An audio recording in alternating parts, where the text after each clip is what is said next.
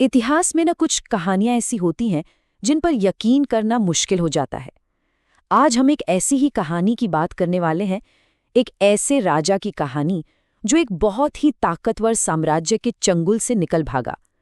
ये कहानी है जबरदस्त रणनीति, हिम्मत और किसी भी हाल में जीने की चाहत की। चलिए जरा उस वक्त में चलते हैं। तारीख है 17 अगस्त 1666। जगह है आगरा, जो उस समय के शक्तिशाली मुगल साम्राज्य का दिल हुआ करता था। ये एक ऐसी जगह थी जहां चारों तरफ सत्ता की चमक तो थी, लेकिन साथ ही हर कोने में खतरा भी छिपा हुआ था। और इसी खतरनाक माहौल के बीच एक बहुत बड़ा सवाल खड़ा होता है।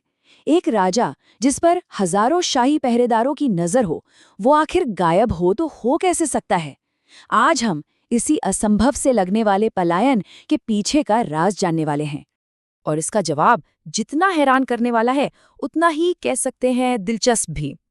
ये कहानी दिखाती है कि कैसे कभी-कभी सबसे बड़ी और सबसे हिम्मत वाली योजनाएं मिठाई की टोकरी जैसी एक मामूली सी चीज पर टिकी हो सकती हैं। लेकिन इस महान पलायन को समझने से पहले हमें उस जाल को समझना होगा जिसमें शिवाजी महाराज फंसे थे। सवाल ये है कि आखिर वो आगरा में थे ही क्यों, और कैसे एक इतने सम्मानित राजा की जिंदगी एक कैदी जैसी हो गई। तो देखिए, ये सब शुरू हुआ था जून 1665 में पुरंदर की संधि से। इस संधि ने शिवाजी को औरंगजेब के दरबार में आने के लिए मजबूर कर दिया था। फिर मार्च 1666 में वो एक सम्मानजनक समझौते की उम्मीद लेकर आगरा के लिए निकल पड़े। लेकिन ये सफ़र शुरू से ही काफ़ी तनाव भरा था, और 12 मई 1666 को दरबार में जो हुआ उसने सब कुछ बदल दिया। यहाँ पर ना उम्मीद और हकीकत में ज़मीन आसमान का फ़र्क था। शिवाजी महाराज सोचकर आए थे कि उनके साथ एक बड़े शासक और एक ताकतवर सहयोगी जैसा बर्ताव होगा, लेकिन हुआ क्या? औरंगजेब ने उन्हें नज़रअंदाज किया और जानबूझकर कम दर्जे के सरदारों के पीछे खड़ा कर दिया, और यहीं से टकराव की नींव पड़ी। शिवाजी का गुस्सा फूट पड़ा। उनका सबके सामने ये कहना दरबार के तौर तरीकों का एक बड़ा उल्लंघन था। लेकिन ये गुस्सा उनके आत्मसम्मान से निकला था। वो किसी भी कीमत पर अपना ये अपमान सहने को तैयार नहीं थे। औरंगजेब का जवाब भी फौरन आया, घर में नजरबंद। मतलब सोने का पिंजरा अब बंद हो चुका था। और ये सिर्फ कैद नहीं थी, ये शिवाजी और उनके पूरे साम्राज्य के भविष्य के लिए एक जिंदगी और मौत का सवाल बन गई थी। तो अब जब सारे दरवाजे बंद हो चुके थे, शिवाजी ने एक ऐसी योजना बनाई जो इतिहास में हमेशा के लिए दर्ज हो गई। वो जानते थे कि सीधे तौर पर भागना तो नामुमकिन है, इसलिए उन्होंने धोखे और चालाकी से भरी एक शानदार योजना तैयार की। ये कोई आम प्लान नहीं था, बल्कि ये मनोवैज्ञानिक तौर पर बनाई गई एक चाल थी। सबसे पहले एक गंभीर बीमारी का नाटक किया गया, फिर सेहत ठीक होने के नाम पर रोज साधुओं को मिठाई की बड़ी बड़ी टोकरियां भेजी जाने लगीं। रोज रोज की इस आदत ने पहरेदारों को लापरवाह बना दिया, और फिर सही दिन पर मिठाई की जगह खुद उन टोकरियों में छिपकर निकल गए, जबकि उनके 2 वफादार आदमी पीछे रुककर ये दिखावा करते रहे कि सब कुछ सामान्य है। और इस धोखे को असली दिखाने में 2 वफादार लोगों का बहुत बड़ा हाथ था। हीरोजी फरजंद शिवाजी बनकर बिस्तर पर लेटे रहे, और मदारी मेहतर नाम का एक सेवक उनके पैर दबाने का नाटक करता रहा। इस छोटी सी लेकिन बहुत ही चतुर चाल ने शिवाजी को भागने के लिए कई घंटे दिए। पहरेदारों को तो अगले दिन तक पता ही नहीं चला। तो योजना तो काम कर गई। शिवाजी और उनके बेटे मिठाई की टोकरियों में बैठकर कैद से बाहर निकल आए। लेकिन घर से भागना तो सिर्फ शुरुआत थी। अब असली चुनौती थी उस पूरे साम्राज्य से बचना जो उन्हें ढूंढने के लिए जमीन आसमान एक कर रहा था। ये एक बहुत ही लंबी और खतरनाक यात्रा होने वाली थी।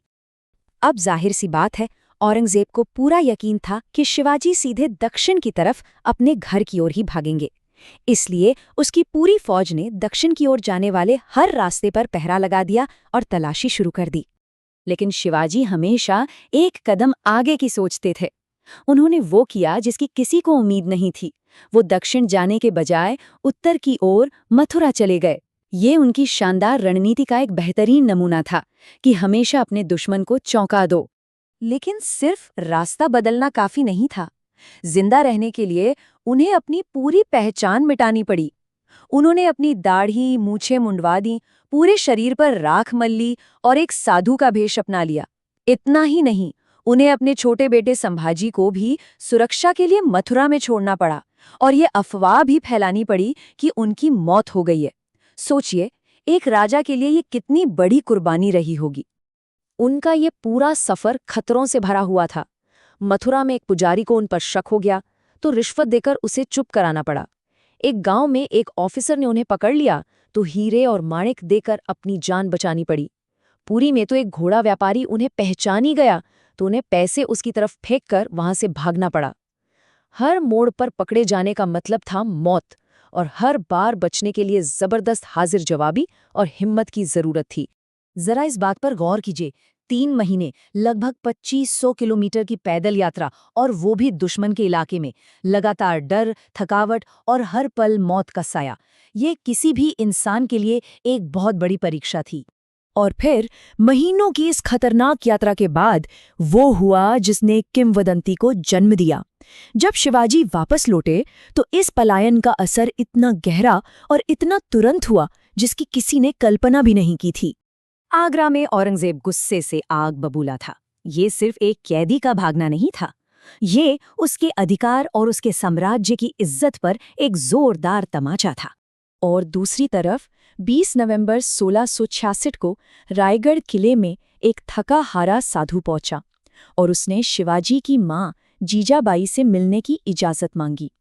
सोचिए, उस मां की हालत जो शायद अपने बेटे के लिए हर बुरी खबर सुनने को तैयार थी, और उसके सामने एक अनजान रहस्यमयी शख्स खड़ा था। लेकिन कहते हैं ना, एक माँ अपने बेटे को पहचान ही लेती है। जैसे उस साधु ने अपना भेष हटाया, जीजाबाई ने उन्हें फौरन पहचान लिया और ये खबर जंगल की आग की तरह हर तरफ फैल गई। उस भावुक मुलाकात ने एक खतरनाक सफर के अंत और एक अमर कहानी की शुरुआत कर दी थी। ये सिर्फ एक व्यक्तिगत जीत नहीं थी। इस एक घटना ने शिवाजी की छवि को एक ऐसे नेता के रूप में स्थापित कर दिया जो किसी को भी मात दे सकता है। इसने मुगल साम्राज्य की अजेय होने की धारणा को तोड़ दिया और दक्कन के लोगों में एक नई उम्मीद और हिम्मत भर दी। ये एक ऐसा मोड़ था जिसने भारत के इतिहास को हमेशा के लिए बदल दिया। तो आखिर वो क्या चीज़ है जो किसी के भाग निकलने की घटना को एक महान और अमर कहानी में बदल देती है? शायद ये हिम्मत, बुद्धिमानी और उस शक्तिशाली सोच का मेल है कि एक अकेला इंसान भी अपने दृढ़ निश्चय से बड़े-बड़े साम्राज्यों को चुनौती दे सकता है, उन्हें मात दे सकता है। और शायद यही वजह है कि शिवाजी की ये कहानी आज भी हमें प्रेरणा देती है।